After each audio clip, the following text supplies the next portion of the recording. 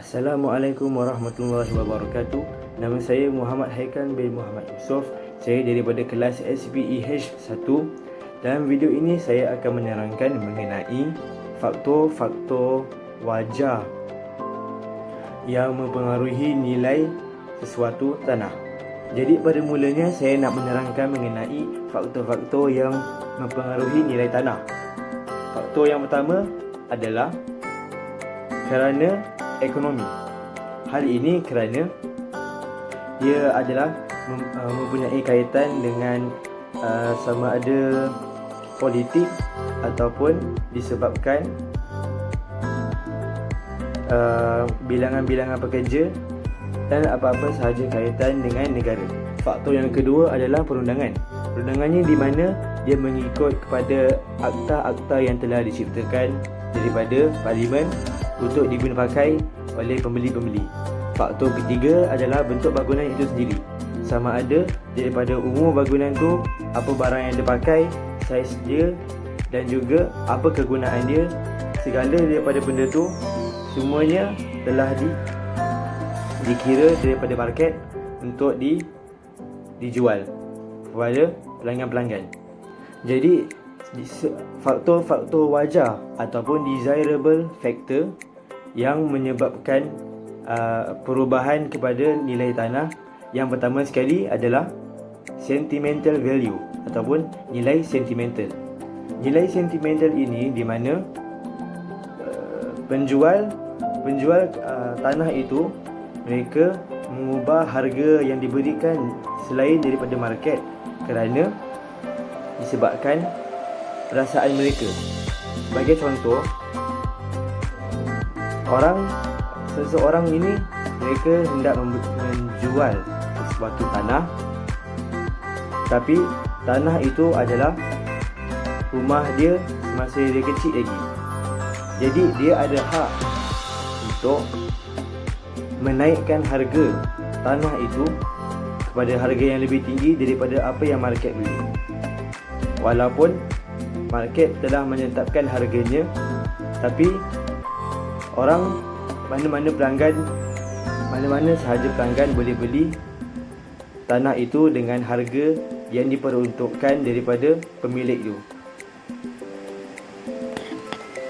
Sebagai contoh, harga asal yang dibeli oleh market adalah RM100,000 untuk satu kawasan rumah. Tetapi disebabkan perasaan penjual itu, dia merasakan bahawa tanah dia itu sepatutnya dijual pada RM200,000. Jadi untuk sesiapa sahaja nak beli tanah itu, siapa sahaja yang sanggup untuk membeli tanah itu dengan harga RM200,000, maka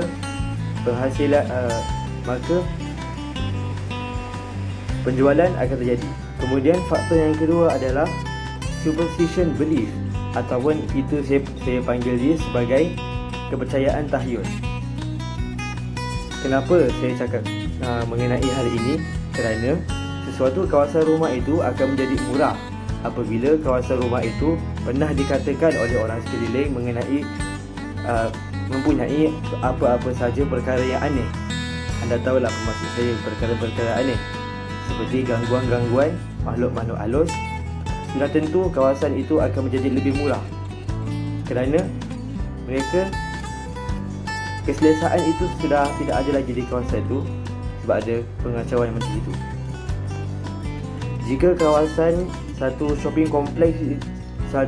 kawasan shopping kompleks itu mempunyai sejarah-sejarah hitam ataupun apa-apa sahaja kes-kes yang menyebabkan boleh timbulnya isu-isu gangguan halus ini, maka sudah tentu nanti pelanggan akan tidak datang ke tempat itu kerana mereka mungkin percaya kepada gangguan-gangguan itu dan mereka tidak mahu diganggu. Siapa sahaja yang mahu diganggu kan? Jika kawasan tanah itu adalah kawasan tanah yang kosong, tetapi dia dikatakan mempunyai sesuatu kes berada di situ, maka dengan ragu-ragunya akan ada orang yang membelinya dengan sikit. Jadi market ataupun orang itu akan merendahkan harganya supaya ada orang membeli dia punya tanah. Tetapi Jika dia beli tanah itu, mungkin akan mendapat sesuatu gangguan apabila dia sedang membina tanah itu. Selain daripada isu-isu gangguan halus, saya ada juga mempunyai poin yang lain di mana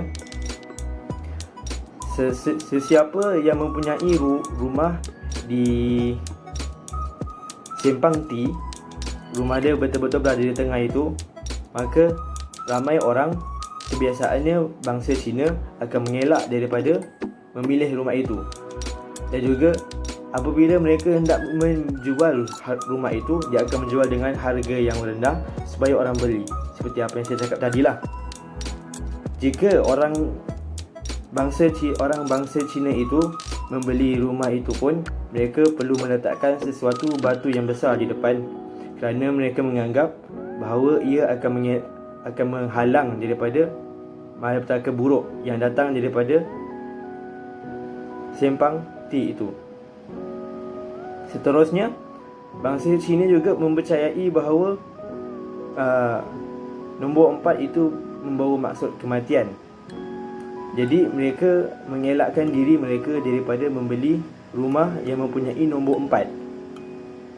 Dan itu juga memberi kesan kepada faktor lain seperti nombor plat kereta. Mereka juga akan mengelak daripada memilih nombor plat kereta yang mempunyai nombor 4. Seterusnya, poin saya yang ketiga adalah lokasi yang sesuai. Untuk poin ini, pertama sekali, untuk kawasan rumah, mestinya orang akan memilih rumah yang dekat dengan shopping kompleks ataupun kedai-kedai ataupun apa-apa kemudahan yang lain. Kerana nanti senanglah untuk mereka pergi ke sana kerana jarak yang pendek. Tetapi cuma kos je yang akan meningkat disebabkan itu. Jadi walaupun mahal, tetapi masih lagi ada orang mahu membeli tanah yang kawasan dekat-dekat dengan situ. Untuk kawasan industri pula, kawasan industri ni mestilah mereka dekat dengan sebelah jalan ataupun highway. Hal ini kerana nanti mereka senang untuk bergerak menghantar barang-barang mereka. Dan juga mereka perlulah dekat dengan bandar-bandar, kerana apabila mereka dekat-dekat dengan bandar, kawasan mereka akan menjadi lebih pendek lah. Masa perhantaran mereka akan dipendek dan dicermatkan lagi. Untuk tanah perdagangan pula, mereka mestilah memilih tanah yang dekat-dekat dengan kawasan perumahan dan juga yang dekat-dekat di dalam kawasan bandar. Hal ini kerana supaya mereka dapat menarik lebih lagi pelanggan untuk datang ke kedai mereka. Jadi itu saja, sekian daripada saya. Terima kasih kerana melihat video ini. Selamat sejahtera dan Assalamualaikum.